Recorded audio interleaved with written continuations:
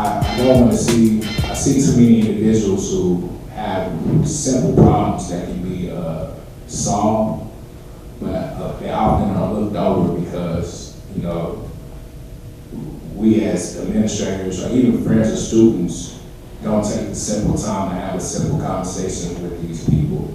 It might be from an individual just being hungry because, you know, they're college students, they can't eat, or, you know, just might be, I don't understand this subject. Sometimes pride really step in your way. So, like for me personally, I just was, like I said, I was kind of motivated to open up this discussion, not just for myself, just to put an awareness of like, hey, isolation is a scary place, and we want kids to succeed. Just by them showing up, it tells you that they want the degree, but oftentimes you see at the end of the drop date, kids are gone.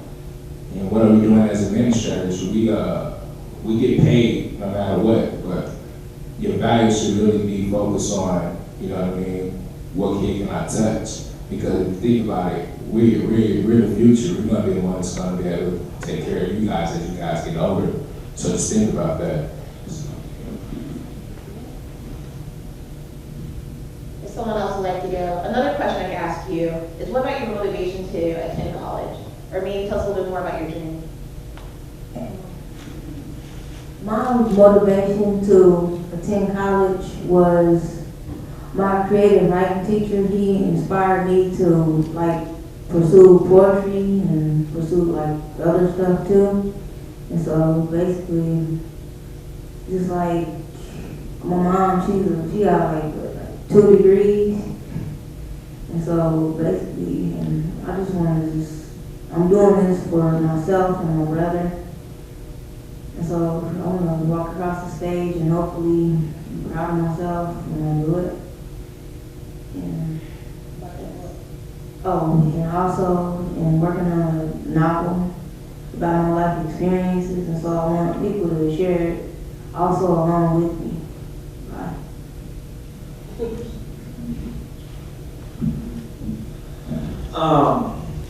Like I said, my name's Connor. My life, I've kind of had it all. I've kind of had every opportunity to succeed. In high school, I went to Blue Valley High School, not Blue Valley West, Blue Valley North, just regular Blue Valley. And then middle of junior year, I transferred to St. James Academy, which is in Lenexa, because I wanted to play football again, because I stopped playing football the first time around because I had to get a job. And then I wanted to play football again, so I transferred, and before any games had started, just in practice, I got a really, really bad, severe concussion. And I went to the hospital, and the doctor was like, well, you probably had more than 1, more than 2 or 3. You should probably stop playing sports. And so that was crushing to me. That was kind of it was a really defining moment for me, because it made me define who I am outside of sports. Because without sports, I didn't know really who I was. And it ended up being where I couldn't actually do anything for about a year. I couldn't even exercise. I couldn't do 20 push-ups without getting a migraine. And after a semester, at the end of that fall semester at St. James, I actually dropped out of high school because doctors said, you know, you need to probably sleep and let your brain repair itself and get back to where you can go to school again. And so I dropped out at semester at that point, and in May got my GED from here. And at that point it was kind of up in the air about what are you going to do with your life, what is next? And I said, well, I have this opportunity here where I have this degree, I have this GED from the state of Kansas, and I can either sit on it or I can do something with it and try and better myself. And like I said, I come from a kind of pretty privileged background, coming from Southern Johnson County, and so all my friends were going to go to big four-year universities. All of them were talking about what they're going to do with their lives, how big they're going to be. And I said to myself, no, there's nothing that needs to stop me from being as big as them. There's nothing about them that makes them any better than me, or there's nothing about me that makes them any better than them. They're just seizing the opportunity that's in front of them. And I said, I have to seize that same opportunity. And so I enrolled here because I want to make a difference, not just in my life, but in every single person's life that I meet, that I come in contact with. And even if nothing comes of this, even if I get a 4-year diploma and don't ever use it for the rest of my life, just the impact that I've had on people and the impact that people have had on me just in 1 year of college has changed my life. And so that's kind of my motivation, is to kind of make a difference and change the world in some way, even if it's just one person. I definitely agree with. I definitely agree with Carter. I'm sorry. And I think my motivation to going to school is just coming from such a humble background. My dad's a maintenance worker for the KCPD, but you'll never know that because of how you carry yourself. And I come from real humble origins. My dad basically, you know what I mean,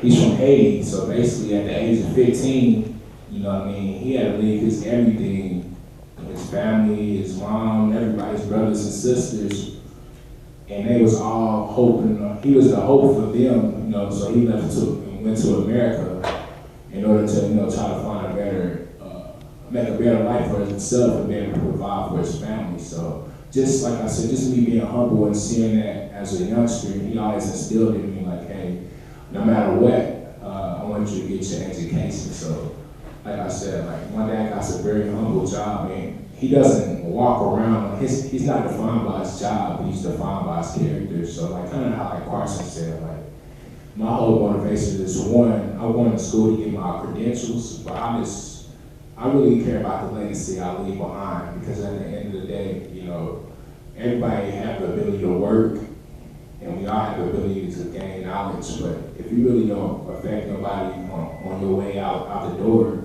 then I really feel like, you know, what are you living for? So. And then would anyone else like to say anything? I'm Amy Briggs, and I have to say my motivation to go to school is because I want to have a good career when I get done. I played basketball here at Johnson County, but this is my last year, so now I'm moving on. But I want to be a basketball coach because I love the game, and I need an education to be able to teach others what I've learned, because I've learned so much through playing sports, through basketball, and just being here at Johnson County for 2 years has taught me a lot. Some adversities that I face as a college athlete is sports takes up so much time. I go to class from like 9 to 1, maybe do some weights, film, practice. I get home by like 6 or 7, get something to eat, then I have to do homework or study for a test, and then I wake up the next morning and do it again. So it's pretty hard, late nights of studying and stuff, but I do it because I know my education is important, and hopefully someday I can teach others what I learned through being here. Also, my other motivation is I have 2 great parents, so they really helped me out, and they taught me what it takes to succeed in the classroom. Thank you. So hopefully, by us starting to share a little bit of background, we're trying to demonstrate that like all of us go through things. We might not know everyone's individual story, but there's always going to be something getting in our way. Even, you know, something from a flat tire to being the first one in college to family situations, whatever it is. The whole point is that doesn't have to define you.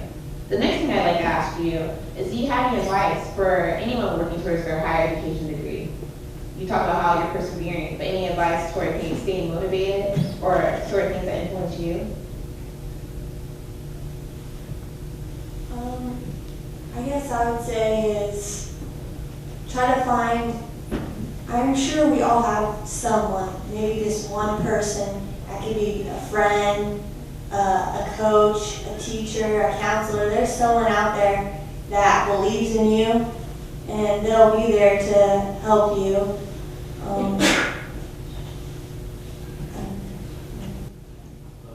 To go along with what Amy said, I think that was key what you said. You have to have a good support system, and like how you said, like you have to find individuals who you can talk to on a more of a social level, but also you have to seek those individuals like the resource center. Like you have to move your pride outside. You have to move outside your pride sometimes, and you have to tell yourself that, okay, I'm not doing too good at math. Instead of stressing about it, you have to actually go to those resource centers. That's why the institution, are paying all this money for it. But oftentimes, I feel like as students, we kind of have this stigma, like it's, I don't need help. And like I said, oftentimes that may hurt you, your pride. So I say seek out all your resources. Isolation is a scary place. You're not the only one. That's the main purpose why we have this discussion. You're not the only one. We all strive for the same thing, even if it's aimed from playing basketball to, from Judy or myself, like we all strive for the same thing. Just one of the things I want to say about that is, for me, my motivation comes from my faith and also a kind of inner motivation with my own mind, where your mind can be your own worst enemy if you let it. And if you tell yourself something negative and you believe it, that's how it's going to be. And if you tell yourself something positive and you believe it, that's how it's going to be. So I think for me, what really made me just finally get up out of the dirt and say, I'm going to do this, was I realized that I was worth something, that I had a lot of self-worth, and every single person does, but also that I have a lot of potential, just like every other person here does. And to not get the most out of my potential and to not do the best that I could would be almost devaluing myself in a way. And so that motivates me every day to be the best that I can be.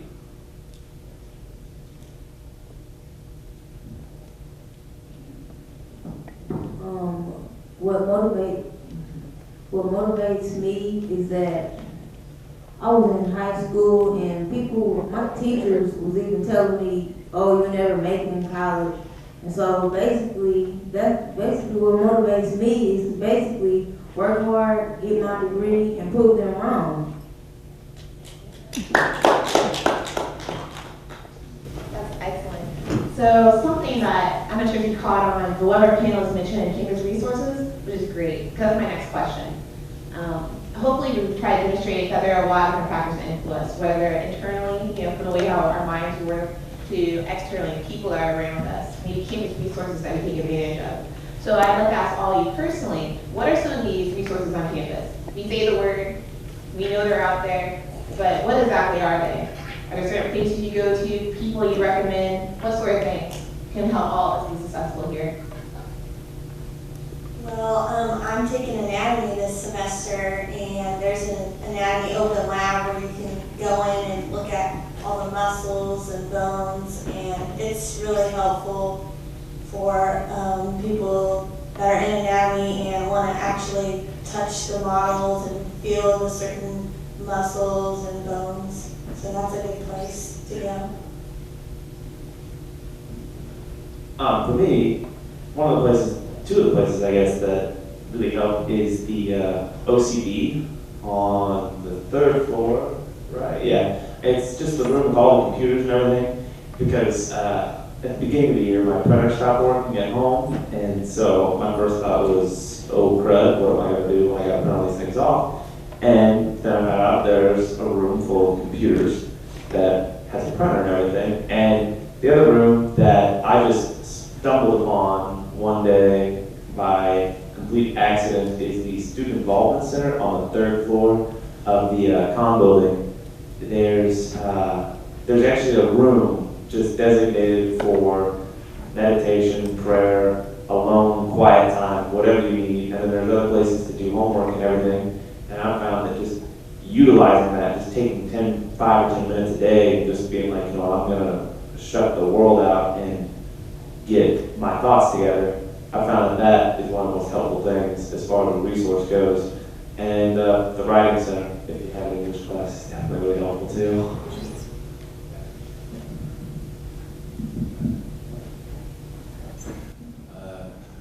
I think one of the main resources on campus that I use is the Multicultural Center. And that's just because me, in the position that I am, I kind of consider myself as a re-entry student. So therefore, when it comes to study, I'm kind of like comfortable in my ways. And I also do, I use things like science or Science Resource Center, but I know how to apply myself and find the information. But it's the whole thing about the social aspect that really keeps me at my age, and like I said previously with my circumstances, it's hard for me to literally stay in school when I know I have a daughter that needs to eat. You know what I mean? Like, what's gonna keep me? I'm taking 17 credit hours just to clear it out. Like, really, what's supposed to keep me in school when I know that I have a daughter that needs to eat right now? So that social interaction is key. Like, for instance, like, I have Jared in the audience, if you can turn to Jared. Like, it's been days when I'll be looking like, man, I don't want to come to school. But my man Jared, he like, man, come on, Cookie Monster. He always call me Cookie Monster. But those little, like, that's a simple message, but that's a message that's encouraging. You know what I'm saying? Like, like Carson talked about those messages that go into the universe.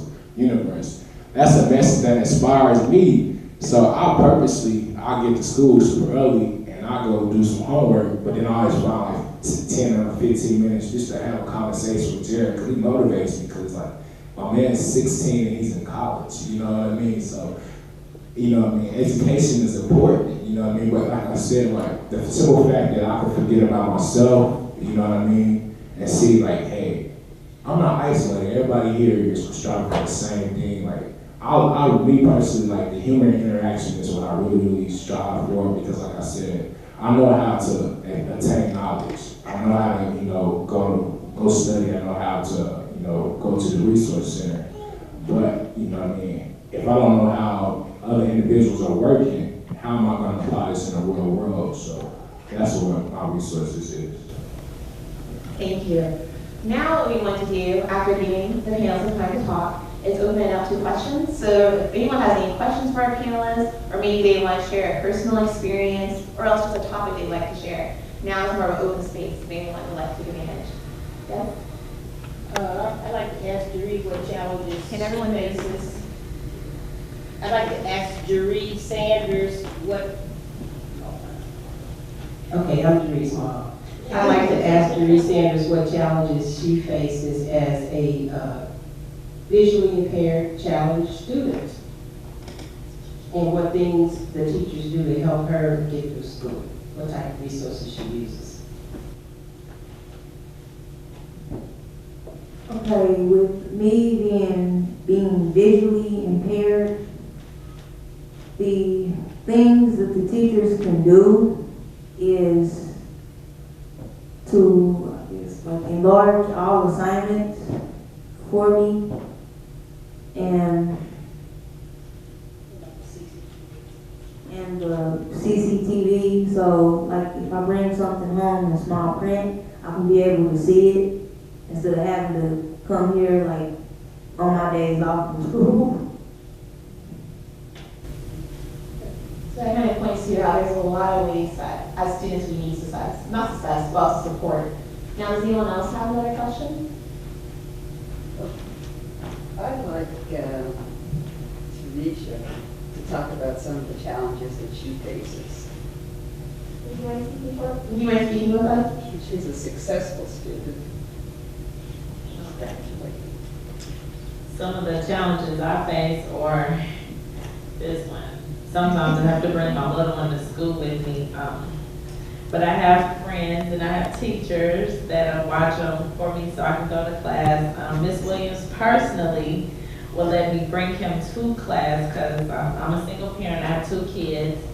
My oldest being autistic, so I don't work much, and daycare is hot. So sometimes I am forced to have to bring this one with me to school. But he's not bad, but as far as the support, like I come to school because I know I need to better myself in order to take care of my kids. But my support system is in another state. So it's like I have help, but I don't have help like I really need to have help. So therefore, like I am graduating this semester with my associates, but I'm also relocating back down to Atlanta. Thank you. I'm relocating back down to Atlanta to be closer to my mom and my sisters so that I can get the help I need while I'm trying to go through nursing school. But it is hard, but for me, like I've had to take breaks because my oldest son, like I said, is autistic. So I've had to take breaks here and there just to help him out and get him a step ahead of where he needs to be developmentally. But for me, like just this one right here, they make me get up and come to school. I can be exhausted. I get up at 6:45 every morning, and most days I don't go back to bed until 2 o'clock in the morning. That's just because when I get out of school, I have to go home, I have to cook, I have to give them playtime. Like I don't even get to look at homework until 9 o'clock. And then once 9 o'clock hit, I gotta study for a test, I gotta write this paper, I have to do this, and I have to do that. So, but I mean, I push myself every day because I know at the end, my reward is greater. So for right now, I can have those sleepless nights, and it'll be okay. You wanna say hi? Say hi. Say hi. No. I have several words to say. Thank you very much for sharing. Thank you. Now we have another question. Feel free to say your name first. Thank you. Hi, my name is Benjamin. I'm a student development specialist here at the college, with my colleague Monica from the Success Center. First of all, thank you all for having this panel today. This is great for staff to come and listen to what you guys are going through so we can hopefully provide better support. But my question to you is, what in the Success Center can we be doing, or what else can we be doing to provide you better access to resources? What kind of stuff would you like to see us offer? Because we're here to provide support, and sometimes we don't always take the time to get the feedback we should. So what can we do to adjust our services to better meet your needs? I think the main thing that you guys offer is that your experience. Like that's the one thing. When I seek a mentor, that's my answer. It's like when I first got here, I seek a mentor. I walked down the halls like, hey, I got a mentorship program. But it was like, go to the academic. There was a city everywhere, and I was just like, oh man, because it's just like you personally, sir. I know you already been where I'm trying to go, because I'm pretty sure that most of the people walking here have to have a degree. So that alone, my zeal and your wisdom, just that as not kids like age-wise, but as young adults, some of us need to have that informal, space where we can just have a conversation, and then have your wisdom come in, our zeal, which is the informal conversation, and your wisdom come in and be able to mold us and guide us a little better. Like, I understand the structure of like academic, advisors, but I feel like the actual have a mentor, like, hey, something simple of like, all right, I have this issue, can we talk about it? You know what I mean? You've been through many things that I've never been through just at your age alone, you know what I mean? Like you're basically where I'm trying to go, you know what I mean? The personal fact I can go touch you and talk to you lets me know, like, gives me credibility to keep walking, you know what I mean? Like you have every adult in this building, you guys have power because you guys been there before. I've never been 28, 38, not to talk about yo, but you know what I mean? I've never been there, you know what I mean? But like, don't sell yourself short. You have a simple solution, you know what I mean? Like a mentorship program would be, key. You don't have to push nobody. You just have to, offer it, you know what I mean? And they'll come, those who really want it. Like, that's what I would say. Thank you. I agree with them, for the mentorship program, but what would be awesome is for our counselors we don't have counselors for each student. Like, you go to the resource center and if you want to meet with a counselor, you can. If you want to meet with one that you want to pay, that's great. But having one that's designated for like certain types of students would be awesome, because it helps with figuring out what to transfer, because some counselors aren't really as comfortable and sure, and especially specific types of programs such as health-related fields or arts or anything like that. Because you have the head of the department for like an arts program will know about that, but it'd be much more helpful if like the academic counselors were assigned like certain programs and knew more about that. That way they can recommend like, this program is great for this, instead of just saying, oh, this is for fine arts, that's kind of general. This is for health-related fields, that's kind of general. But like at Johnson County, we have so many classes for specific things. Certain schools don't take the specific ones, like I want to do athletic training, but a certain class K-State will take, KU won't. Or like certain people haven't made up their minds. Like I know what I want to do, but I don't know where I want to go. And if it was just like we had more counselors who knew more about the programs in the schools, it would be much more helpful to make a more informed decision. That's right, thank you. Yeah, and I think to quickly, almost basically piggyback off what E said, to your question was, I think all the tools and everything is here at JCCC. I think a lot of people don't realize that all the tools are here and just how many different resources are here. So I think you guys are fine there, but I think just the biggest thing with what Emmanuel said was like the mentorship program, but just connection with students. Because honestly, I've been here for a year, and I walk through the halls, and I've met with several different counselors, and I've talked with all the adults in different resource centers and whatnot, and it just feels like I'm another number, or like there's no connection there. And I know that that's really hard because there's so many students here. I realize that, but I just think there has to be a way to connect with the students and to get to know them on some kind of personal level. Because for me, like coming here, it's kind of like I feel like I'm the only person going through what I'm going through, and that all these adults have already made it. They're at the top of the mountain, and they don't have any progressing to do. They've got their degrees, they're done, and they're not going to help me because they don't understand me. And that's just kind of the way it feels. So maybe just getting to connect and getting to know the students here on a personal level and saying, hey, I was there too. It's not the exact same situation because everyone's different, but this is what I did. This is how I got through this. Instead of just saying, oh, this is how you use the printer or whatever it may be. Just not being, it's almost robotic because there's so many students, which I understand, but that's what I'm trying to do. Thank you.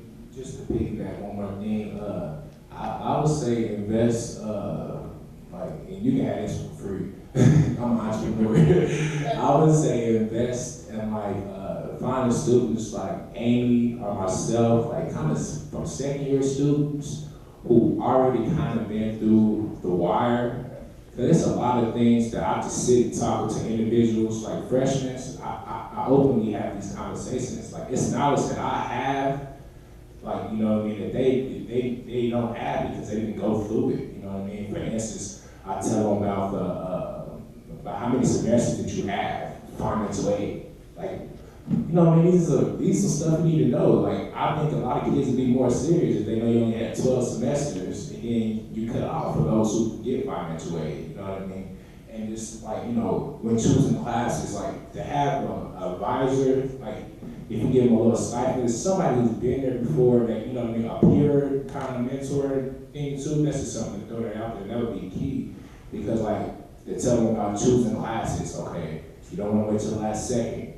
And this is not to disrespect anybody. Go to rate my professor. You know what I mean? If you won't find yourself in situations, you know what I mean, where you I can't succeed in this class. Basically, between the peers and yourself mentoring, we can